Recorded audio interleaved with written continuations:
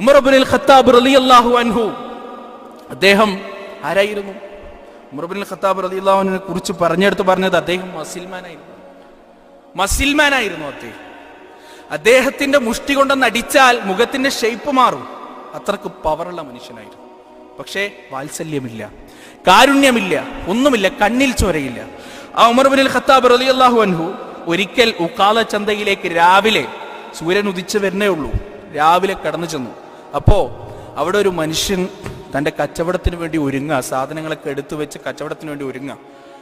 ഉമർ ചോദിച്ചുടോ, എനിക്കൊരു 500 ദിനാർ വേണം, 500 ദിർഹം വേണം. ആ മനുഷ്യൻ ഞെട്ടിപ്പോയി. ഉമറെ, ഞാൻ കച്ചവടം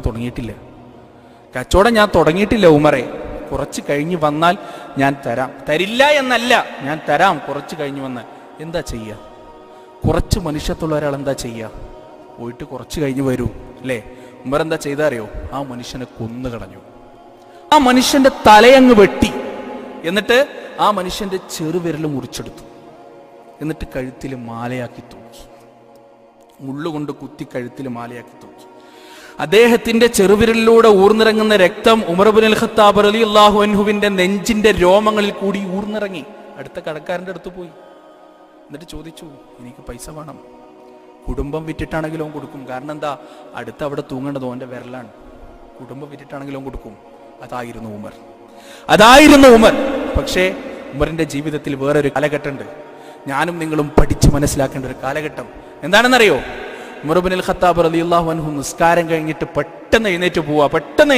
എപ്പോഴും ത്വൽഹ റളിയല്ലാഹു അൻഹു ഒരു ഡൗട്ട്, എവിടേക്കാണ് ഉമർ പോകുന്നത്?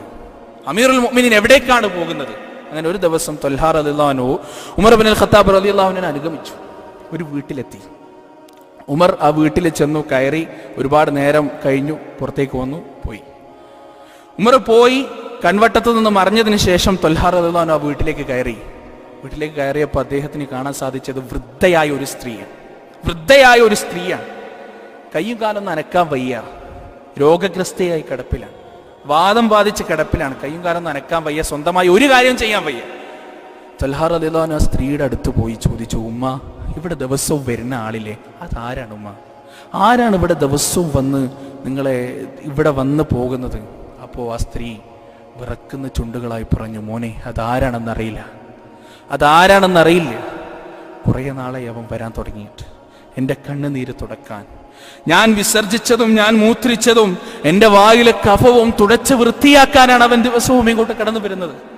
വിഷമം കൊണ്ട് ഞാൻ കരയുന്ന സമയത്ത് എൻ്റെ കണ്ണുനീര് തുടച്ചു തരാൻ, സ്വന്തമായി കൈകൾ പൊങ്ങാത്ത എൻ്റെ വായിലേക്ക് ഭക്ഷണത്തിന്റെ ഉരുളകൾ വെച്ച് തരാൻ, മോനെ, ആ മനുഷ്യൻ ഏതാണെന്ന് എനിക്കറിയില്ല, പക്ഷേ മഹാമനസ്സുള്ള മനുഷ്യനാണത്. ത്വൽഹ റളിയല്ലാഹു അൻഹു ചോദിച്ചു, ഉമ്മ, ആ വ്യക്തി ആരാണെന്നറിയോ?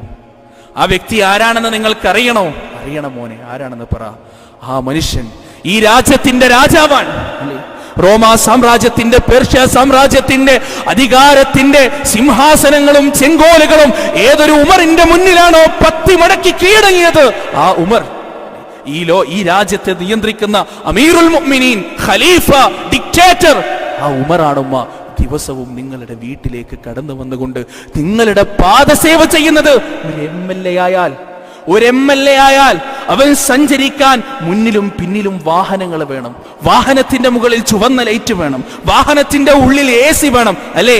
അവനെ പരിചരിക്കാൻ സർക്കാർ വക ആളുകൾ വേണം. പക്ഷേ ഒരു രാജ്യത്തിന്റെ ഡിക്റ്റേറ്റർ ആയിട്ടും ഇല്ല, ഒരു വാക്കിനും മറുവാക്കില്ലാത്ത തരത്തിലുള്ള സ്വേച്ഛാധിപത്യത്തിന്റെ ചെങ്കോല് കയ്യിൽ കിട്ടിയിട്ടും താൻ ഇതുവരെ അറിയുകയും മനസ്സിലാക്കുകയും പരിചയം പോലുമില്ലാത്ത ഒരു സ്ത്രീയുടെ വീട്ടിലേക്ക് കടന്നു ചെന്നുകൊണ്ട് ആരോരും കാണാതെ, ആരോരും അറിയാതെ ആ സ്ത്രീയുടെ വിസർജ്യം വാരി ആ സ്ത്രീയുടെ വായിലേക്ക് ഭക്ഷണത്തിന്റെ ഉരുളകൾ വെച്ചുകൊടുത്ത 1400 വർഷങ്ങൾക്ക് മുമ്പ് സോഫറിൻ, സോഷ്യലിസ്റ്റ്, സെക്യുലർ, ഡെമോക്രാറ്റിക് റിപ്പബ്ലിക് എന്ന് ഇന്ത്യൻ കോൺസ്റ്റിറ്റ്യൂഷൻ പറയുന്ന ഉന്നതമായ സംഹിത അറേബ്യയുടെ മരുഭൂമിയിൽ സ്ഥാപിച്ച ഉമർ ഇബ്നുൽ ഖത്താബ് റളിയല്ലാഹു അൻഹുവിന്റെ ജീവിതത്തിലെ 2 വശങ്ങൾ സഹോദരങ്ങളെ. അതിന്റെ ഇടയിൽ ഉമർ ഇബ്നുൽ ഖത്താബ് റളിയല്ലാഹു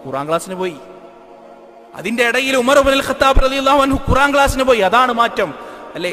വർഷങ്ങൾക്ക് മുമ്പ് ഇതുവരെ കണ്ടിട്ടോ കേട്ടിട്ടോ ഇല്ലാത്ത ഒരു മനുഷ്യനെ കൊന്നുകളഞ്ഞ് ആ മനുഷ്യന്റെ ചെറുവിരൽ മുറിച്ചെടുത്ത് കഴുത്തിൽ മാലയാക്കി തൂക്കി ഉക്കാലച്ചന്തയിൽ സംഹാര താണ്ഡവമാടിയിരുന്ന ഒരു മനുഷ്യൻ ഇന്ന് വരെ പരിചയമില്ലാത്ത പാവപ്പെട്ട വൃദ്ധയായ ഒരു സ്ത്രീയുടെ വീട്ടിലേക്ക് കടന്നു ചെന്ന് പരിചരിക്കാൻ മാത്രമുള്ള ഒരു മനുഷ്യനായി മാറിയത്.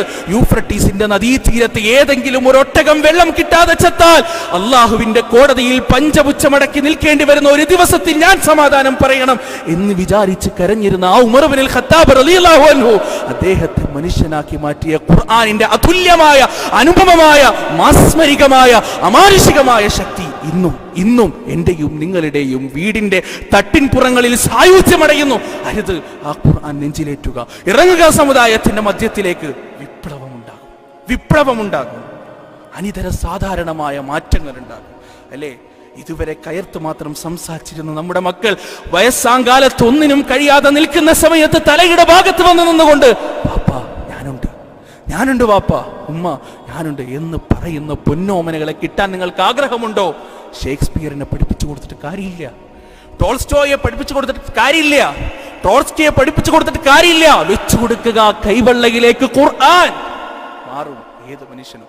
അല്ലാഹു സുബ്ഹാനഹു വ തആല ആ ഖുർആനിലൂടെ സ്വഭാവത്തെ സംസ്കരിച്ചുകൊണ്ട്, സ്വഭാവത്തെ വിമലീകരിച്ചുകൊണ്ട് ഈ ലോകത്തിന്റെ മുന്നിൽ മാതൃകാ പുരുഷന്മാരായി ജീവിക്കുവാനുള്ള ഒരു ഭാഗ്യം എനിക്കും നിങ്ങൾക്കും നൽകുമാറാകട്ടെ.